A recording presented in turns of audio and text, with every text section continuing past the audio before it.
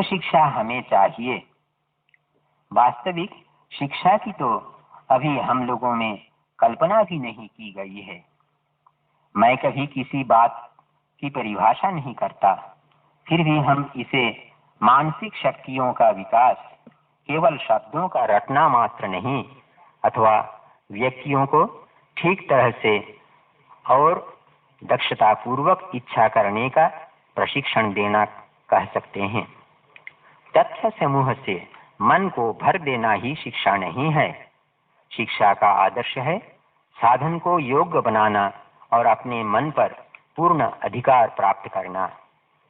केवल शिक्षा शिक्षा शिक्षा। यूरोप के बहुतेरे नगरों में घूमकर और वहां के गरीबों के भी अमन चैन और शिक्षा को देखकर अपने गरीब देशवासियों की याद आती थी और मैं आंसू बहाता था। यह अंतर क्यों है? उत्तर मैं पाया कि शिक्षा से। जो शिक्षा तुम अभी पा रहे हो उनमें कुछ अच्छा अंश भी है और बुराइयां बहुत हैं। इसलिए ये बुराइयां उसके भले अंश को दबा देती हैं। सबसे पहली बात तो यह है कि यह शिक्षा मनुष्य बनाने वाली नहीं कही जा सकती। यह शिक्षा केवल तथा संपूर्णतः निषेधात्मक है। निषेधात्मक शिक्षा या निषेध की बुनियाद पर आधारित शिक्षा मृत्यु से भी भयानक है। बचपन से हमारी शिक्षा ही ऐसी रही है। उसमें निषेध और नकार का ही प्राबल्य है। हमने यही तो सीखा है कि हम नगण्य हैं, नाचीज हैं। कभी भी हमें यह नहीं बताया गया कि हमारे देश में भी महान पुरुषों का जन्म हुआ था। हमें एक भी तो अच्छी बात नहीं सिखाई जाती। हमें अपने हाथ पैर चलाना तक तो नहीं आता। हम केवल निर्बलता का पाठ पढ़ते हैं। इस शिक्षा से लोग किस प्रकार श्रद्धा और विश्वास रहित होते जा रहे हैं। वे कहते हैं कि गीता तो एक प्रक्षिप्त अंश है और वेद देहाती गीत मात्र है। ये भारत के बाहर के देशों तथा विषयों के संबंध में तो हर बात जानना चाहते हैं, पर यदि उनसे कोई अपने पूर्वजों के नाम पूछे तो 14 पीढ़ी तो दूर रही, 7 पीढ़ी तक भी नहीं बता सकते। हमारे शिक्षा शास्त्री हमारे बच्चों को केवल तोता बना रहे हैं और रटा रटा कर उनके मस्तिष्क में कई विषय ठूसते जा रहे हैं। वाह, ग्रेजुएट बनने के लिए क्या दौड़ धूप, क्या अहम क्या लगी है, और कुछ दिन बाद फिर ठंडी पड़ जाती है। आखिर इस उच्च शिक्षा के रहने या न रहने से क्या बनता बिगड़ता है? यह कहीं ज्यादा अच्छा होगा कि यह उच्च शिक्षा प्राप्त कर नौकरी के लिए डॉक्टरों की खान छानने के बजाय लोग थोड़ी सी यांत्रिक शिक्षा प्राप्त करें, जिससे काम धंधे से लगकर अपना पेट तो पाल सकते हैं। शिक्षा क्या? वह है जिसने निरंतर इच्छा शक्ति को बलपूर्वक पीढ़ी दर पीढ़ी रोक कर प्रायः नष्ट कर दिया है, जिसके प्रभाव से नए विचारों की तो बात ही जाने दो, पुराने विचार भी एक एक करके लोप होते चले जा रहे हैं। क्या वह शिक्षा है जो मनुष्य को धीरे धीरे यंत्र बना रही है, जो स्वयं चालित यंत्र के समान सुकर्म करता है? उसकी अपेक्षा अपनी स्वतंत्र इच्छा शक्ति और बुद्धि के बल से अनुचित करने वाला मेरा विचार से श्रेयस्कर है। कुछ उपाधियां प्राप्त करने या अच्छा भाषण दे सकने से ही क्या तुम्हारी दृष्टि में वे शिक्षित हो गए? जो शिक्षा साधारण व्यक्ति को जीवन संग्राम में समर्थ नहीं बना सकती, जो मनुष्य में चरित्र बल, परहित भावना तथा सिंह के समान साहस नहीं ला सकती, वह भी कोई शिक्षा है? आजकल के इन सब स्कूल कॉलेजों में पढ़कर तुम लोग न जाने अजीर्ण के रोगियों की कैसी एक जमात तैयार कर रहे हो। केवल मशीन की तरह परिश्रम कर रहे हो और जायस्व मृयस्व वाक्य के साक्षी रूप में खड़े हो। शिक्षा किसे कहते हैं? क्या वह पठन मात्र है? नहीं। क्या वह नाना प्रकार का ज्ञानार्जन है? नहीं, यह भी नहीं। जिस संयम के द्वारा इच्छा शक्ति का प्रवाह और विकास वश में लाया जाता है और वह फलदायक होता है, वह शिक्षा कहलाती है। सारी शिक्षा तथा समस्त प्रशिक्षण का एकमेव उद्देश्य मनुष्य का निर्माण होना चाहिए। शिक्षा का मतलब यह नहीं है कि तुम्हारे दिमाग में ऐसी बहुत सी बातें इस तरह ढूंढ दी जाए कि अंतर्द्वंद्व होने लगे और तुम्हारा दिमाग उन्हें जीवन भर पचा न सके। जिस शिक्षा से हम अपना जीवन निर्माण कर सकें, मनुष्य बन सकें, चरित्र गठन कर सकें और विचारों का सामंजस्य कर सकें, वही वास्तव में शिक्षा कहलाने योग्य है। यदि तुम 5 ही भावों को पचाकर तदनुसार जीवन और चरित्र गठित कर सके हो, तो तुम्हारी शिक्षा उस आदमी की अपेक्षा बहुत अधिक है जिसने एक पूरे पुस्तकालय को कंठस्थ कर रखा है। कहा भी है, वह गधा जिसके ऊपर चंदन की लकड़ियों का बोझ लाद दिया गया है, बोझ की ही बात जान सकता है, चंदन के मूल्य को वह नहीं समझ सकता। यदि बहुत तरह की खबरों का संचय करना ही शिक्षा है, तब तो ये पुस्तकालय संसार में सर्वश्रेष्ठ मुनि और विश्वकोशी ऋषि हैं। शिक्षा से मेरा तात्पर्य आधुनिक प्रणाली की शिक्षा से नहीं, वरन ऐसी शिक्षा से है जो भावात्मक हो तथा जिससे स्वाभिमान और श्रद्धा के भाव जागे। केवल किताबें पढ़ा देने से कोई लाभ नहीं। हमें ऐसी शिक्षा की आवश्यकता है जिससे चरित्र निर्माण हो, मानसिक शक्ति बढ़े, बुद्धि विकसित हो और देश के युवक अपने पैरों पर खड़े होना सीखें। आज हमें आवश्यकता है वेदांत युक्त पाश्चात्य विज्ञान की, ब्रह्मचर्य के आदर्श और श्रद्धा तथा आत्मविश्वास की। भौतिक शास्त्रों का अध्ययन और दैनिक उपयोग की वस्तुओं का यंत्रों द्वारा उत्पादन, क्या यही उच्च शिक्षा का अर्थ है? उच्च शिक्षा का उद्देश्य है जीवन की समस्याओं को सुलझाना और आज का सभ्य संसार आज भी इन्हीं समस्याओं पर गहन चिंतन कर रहा है, किंतु हमारे देश में सहस्रों वर्ष पूर्व ही ये गुंथियां सुलझा ली गईं। शिक्षा का अर्थ है उस ब्रह्मत्व की अभिव्यक्ति जो सब मनुष्यों में पहले से ही विद्वान है। मैं धर्म को शिक्षा का अंतरतम अंग समझता हूँ। ध्यान रखिए कि धर्म के विषय में मैं अपना अथवा किसी दूसरे की राय की बात नहीं कहता। धर्म तो भात के समान है, शेष सब वस्तुएं कड़ी और चटनी जैसी हैं। केवल कड़ी और चटनी खाने से अपथ्य हो जाता है और केवल भात खाने से भी। हम लोगों के लिए ज्ञान लाभ का केवल एक ही उपाय है। निम्नतम मनुष्य से लेकर सर्वोच्च योगी तक को उसी उपाय का अवलंबन करना पड़ता है। वह उपाय है एकाग्रता। रसायनविद अपनी प्रयोगशाला में जाकर अपने मन को समस्त विषयों को केंद्रीभूत करके जिन वस्तुओं का विश्लेषण करना चाहता है उन पर प्रयोग करता है और इस प्रकार वह उनके रहस्य जान लेता है। ज्योतिषी अपने मन की समुदाय शक्तियों को एकत्र करके दूरबीन के भीतर से आकाश में प्रक्षिप्त करता है और बस क्यों ही सूर्य, चंद्र और ताराएं अपने रहस्य उसके निकट खोल देती है। मन की शक्तियों को एकाग्र करने के सिवा अन्य किस तरह संसार में ये समस्त ज्ञान उपलब्ध हुए हैं? यदि प्रकृति के द्वार पर कैसे खटखटाना चाहिए, उस पर कैसे आघात देना चाहिए, केवल यह ज्ञात हो गया तो बस प्रकृति अपना सारा रहस्य खोल देती है। उस आघात की शक्ति और तीव्रता एकाग्रता से ही आती है।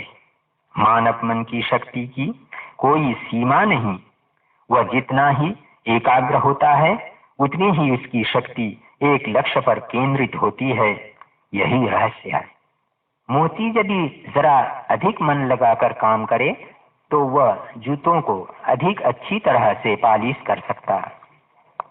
रसोइया एकाग्र होने से भोजन को अच्छी तरह पका सकेगा।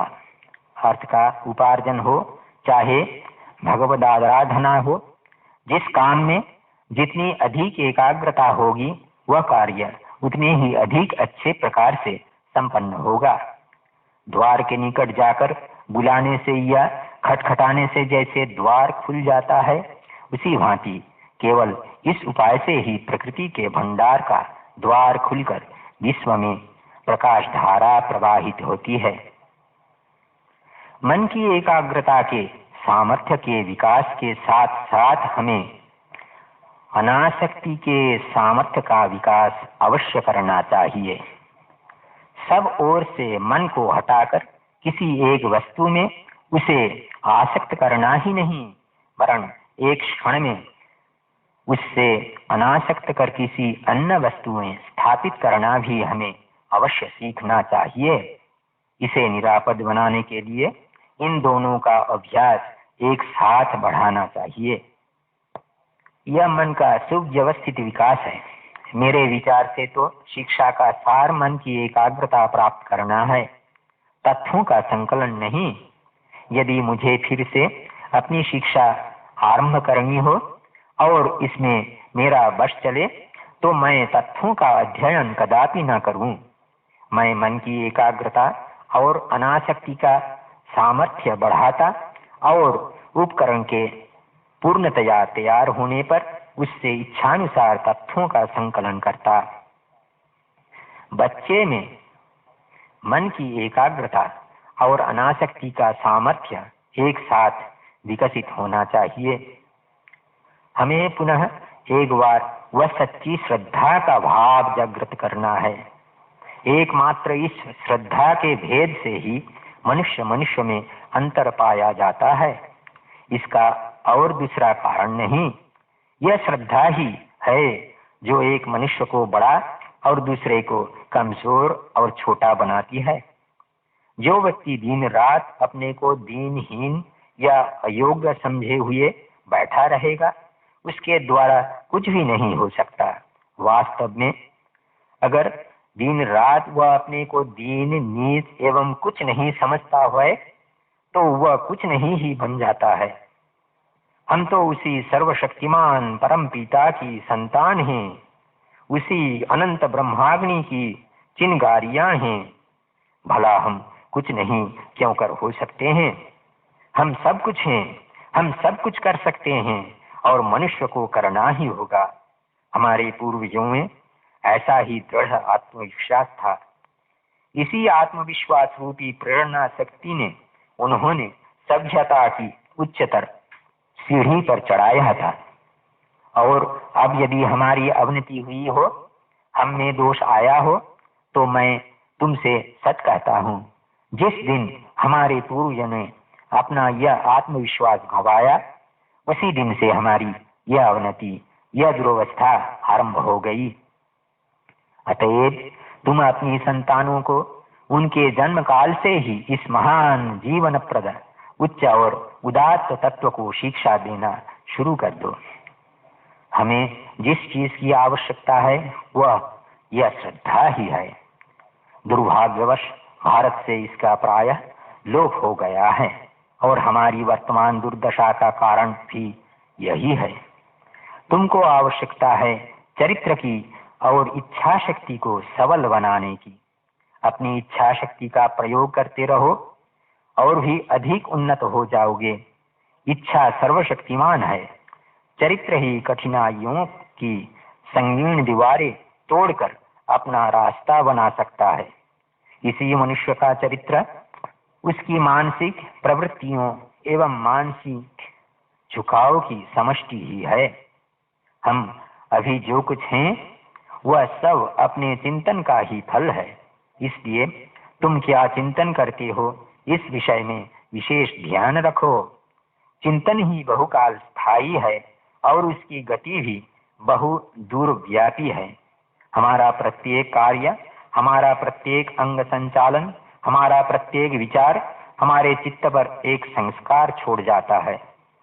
हम प्रति मुहूर्त जो कुछ होते हैं वह इन संस्कारों के समुदाय द्वारा ही नियमित होता है। प्रत्येक मनुष्य का चरित्र इन संस्कारों की समष्टि द्वारा ही नियमित होता है।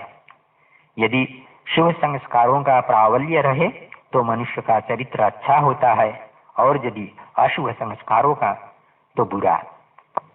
मन में ऐसे बहुत से संस्कार पड़ने पर वे इकट्ठे होकर आदत के रूप में परिणत हो जाते हैं। असत अभ्यास का एकमात्र प्रतिकार है उसका विपरीत अभ्यास। हमारे चित्त में जितने असत अभ्यास संस्कारबद्ध हो गए हैं उन्हें सत अभ्यास द्वारा नष्ट करना होगा। केवल सत कार्य करते रहो, सर्वदा पवित्र चिंतन करो। असत संस्कार रोकने का बस यही एक उपाय है।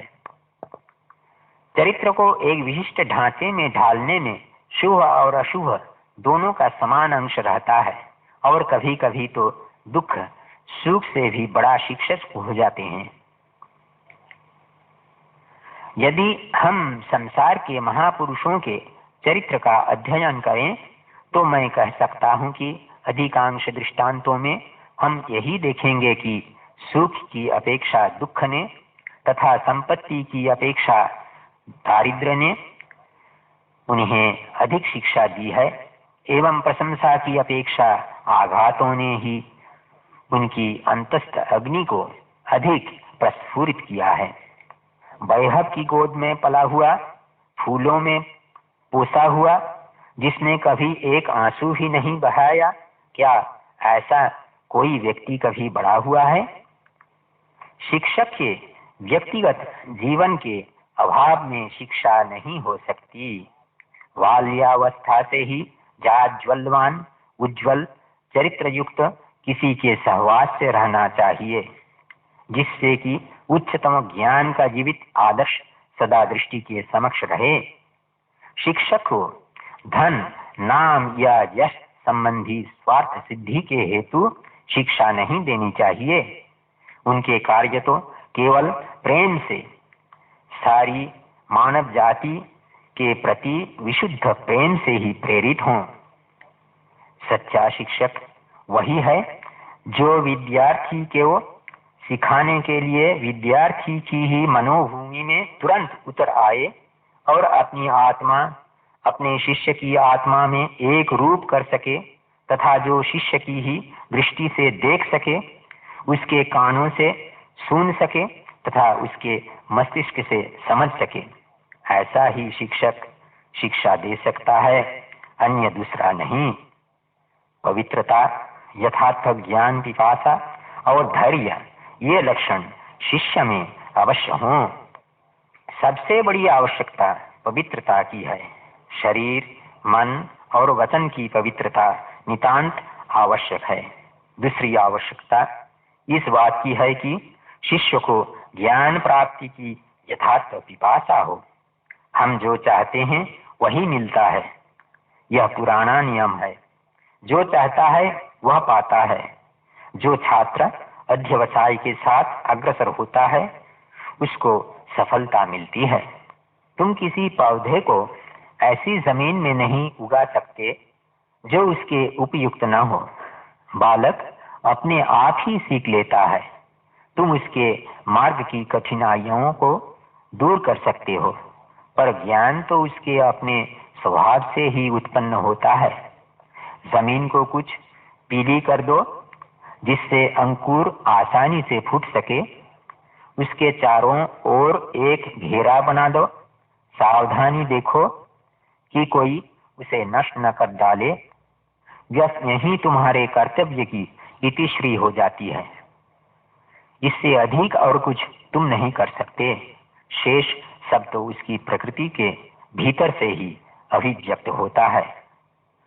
आज आवश्यकता है हमारे विविध शास्त्रों विद्याओं का अध्ययन हो और साथ साथ अंग्रेजी भाषा और पाश्चात्य विज्ञान भी सीखा जाए।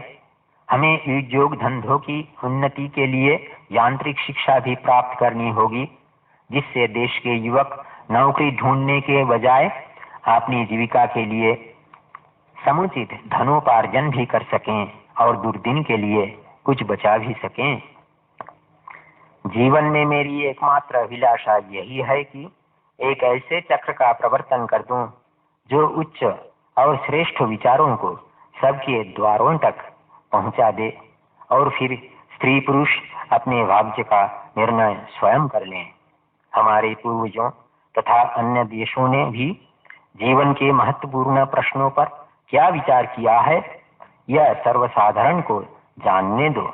विशेषकर उन्हें ये देखने दो कि और लोग इस समय क्या कर रहे हैं और तब उन्हें अपना निर्णय करने दो। हमें अपनी जाति की आध्यात्मिक और लौकिक शिक्षा का भार ग्रहण करना होगा। क्या तुम इस बात की सार्थकता को समझ रहे हो? तुम्हें इस विषय पर सोचना विचारना होगा, इस पर तर्क वितर्क और आपस में परामर्श करना होगा, दिमाग लगाना होगा और अंत में उसे कार्य रूप में परिणत करना होगा। जब तक तुम यह काम पूरा नहीं करते हो तब तक तुम्हारी जाति का उद्धार होना असंभव है। हमारा आदर्श यह होना चाहिए कि अपने देश की समग्र आध्यात्मिक और लौकिक शिक्षा के प्रचार का भार अपने हाथों में ले लें और जहां तक संभव हो राष्ट्रीय रीति से राष्ट्रीय सिद्धांतों के आधार पर शिक्षा का विस्तार करें।